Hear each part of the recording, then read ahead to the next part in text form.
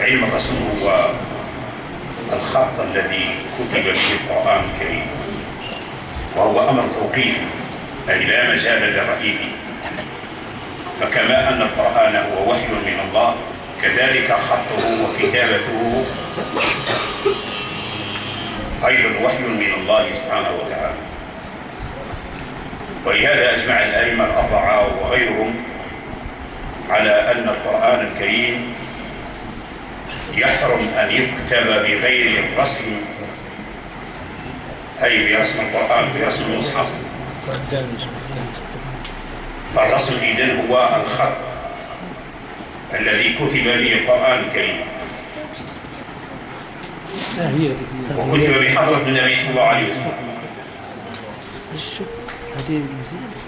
وجمع القرآن في عهد النبي صلى الله عليه وسلم، ثم في عهد أبي بكر وعمر رضي الله عنه، ثم جمعه عثمان رضي الله عنه في المصحف بين الدفتين. فمصحف عثمان رضي جمع القرآن في مصحف، وأيضا القرآن كان مكتوبا محفوظا مجموعا في الصدور وفي العسوب وفي الأكتاف وفي غيرها من، فكان القرآن مجموعا.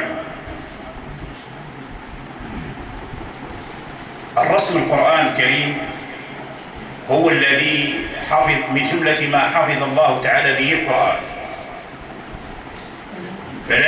فلا يجوز، وأجمع العلماء فلا يجوز أن يزاد فيه ولا أن ينقص منه ولو حرف. والرسم كان خاليا من النقص ومن الضبط. القرآن الكريم كتب خاليا من النقص ومن الضبط، أي خالي من نقص الذال والزاي والشين والتاء والثاء، فكانت هذه الحروف مرسومة بدون نقص، لأن العرب لا تحتاج إلى أن تضبط الباء وأن تميز التاء من الباء، ولا الباء من النون، ولا الباء من الياء، ولا الطاء من الضاء، ولا السين من الشين، ولا الجيم من الحكم، لا يحتاجون إلى هذا.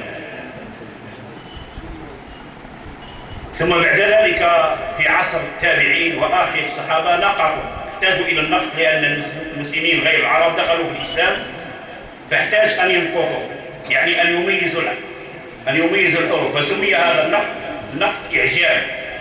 معنى نقط إعجاب أي نقط تمييز،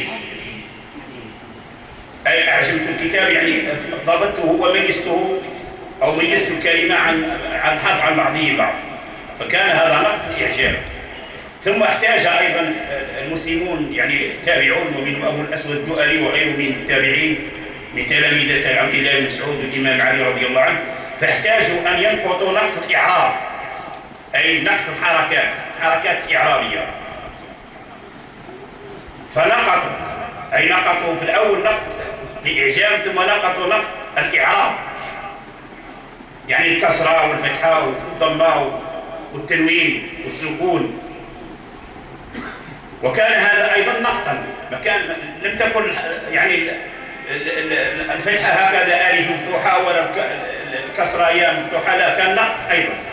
لكن من دقة السلف ومن دقة العلماء نقطوا هذا النقط، نقط الشكل ونقط الضرب، بلون يخالف لون الميدان، أي يخالف اللون الأسود، فنقطوه بلون يغاير، مثلا بلون أحمر، حتى يتميز نقط الإعجاب من نقط الشكل والإعراب، وحتى يبقى رسم القرآن لا يلتبس بغيره من نقط الإعراب.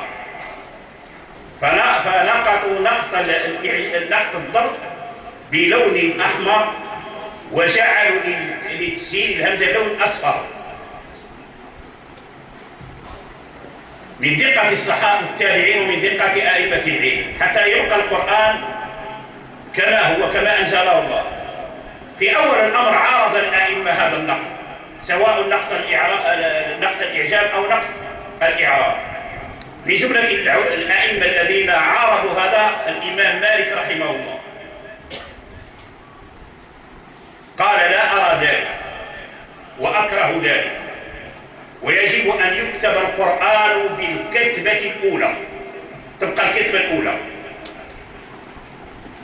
ثم رخص فيه الإمام مالك للصبيان بالألواح، قال لا ولا بأس بهذا النقص في ألواح الصبيان، وأما الأمهات يعني الكتب المصاحف فلا أرى ذلك، لأن مالك رحمه الله كان من أشد الناس حرصا وتمسكا بهدي النبي صلى الله عليه وسلم، كان من أشد الناس حرصا وتمسكا بهدي النبي صلى الله عليه وسلم، فلم يرخص يعني في هذا النقل.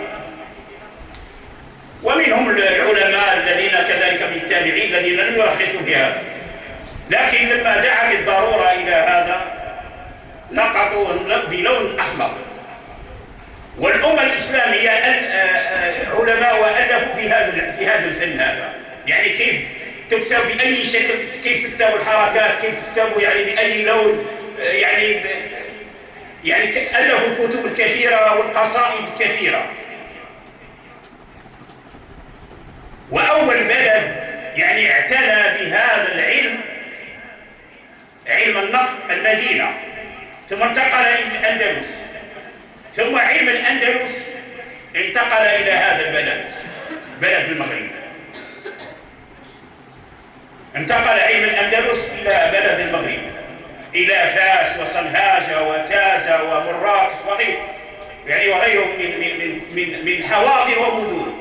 لا تظن أن هذا العلم كان مقتصرا بالمدن، لا لا لا، بل بعض البوادي كانت من عواصم هذا العلم. البوادي كانت من عواصم هذا العلم، وألفت يعني القصائد في علم الضبط فقط. الإمام أبو عبد الله القيسي شيخ الجماعة المتوفى سنة 910 للهجرة له قصيدة فيها 2500 بيت غير في الضبط، أين توضع الحركة، أين توضع يعني السكون، أين تضع الياء الزائدة، أين يوضع الألف المحذوفة، أين توضع الهمزة، 2500 بيت. ثم تلميذه ميمون بن مساعد المصمودي عنده أيضا رجز فيه 1500 بيت، 1700 و1000 بيت، كل هذا في الضبط ماشي بالرسم. ثم وقعت الشروح في هذا البلد، أي بلد المغرب، وليس أي بلد يضاهي بلد المغرب في هذا العلم، علم القراءات وعلم الرسم وعلم الضبط. لكن لا تظن أنه في هذا الزمان، لا، أتحفظ على هذا الزمان، ولكن كتب يعني خزائن الكتب المخطوطة وكذا تشهد لهذا البلد العظيم بهذا العلم. فلا أعلم بلد خدم كتاب الله من حيث الضبط والرسم والقراءات وتوجيه القراءات مثل ما خدم المغرب يعني القرآن الكريم. أيها الإخوة، هذا العلم علم جليل. ثم المصاحف التي كتبت من عهد التابعين كتبت بهذا يعني باللون الأحمر والأصفر والأسود، فكتبوا الحرف بلون أسود كما ذكرنا حتى يبقى القرآن الخط المنزل من عند الله لا يتغير. وكتبوا الألفات المحذوفة بلون أحمر، لأن الألفات المحذوفة ليست من الرسم، هي داخلة في الضم، أي فيما طرأ على الضم. إلى أن جاءت المطابع 36 32 42 طبعت المصاحف في مصر، وأشرف على طباعتها الشيخ علي محمد الضباع رحمه الله، فطبع أول مصحف برواية حفص، ثم طبعوا مصحف برواية ورش، ثم اعتذروا وقالوا وقد كان يلزم أن يكتب هذا الضبط بلون أحمر، لكن تعثر الآن في المطابع، يعني لهم عذر أن المطابع في ذلك الزمان لم يكن فيها هذه التقنية، وبقيت المصاحف تكتب هكذا. ولكن الآن لا أعلم بلدا رسم المصحف وأعاده إلى العهد الأول، مع أن التقنيات موجودة، اللون الأحمر واللون الأصفر واللون الأخضر واللون الأزرق موجود، ولكن المسلمون الآن بعض الناس يظنون أن المسلمين تأخروا في التقنية والتكنولوجيا والطب والهندسة والصناعة. لا لا لا لا، المسلمون تأخروا حتى في علم كتابهم وسنة نبيهم. ولهذا أيها الإخوة أقول هذا الكلام وأثير أصحاب الهمة إلى هذا الأمر وأن يهتموا به، لأن هذا الذي نذكره هو من جملة ما حفظ الله تعالى به القرآن الكريم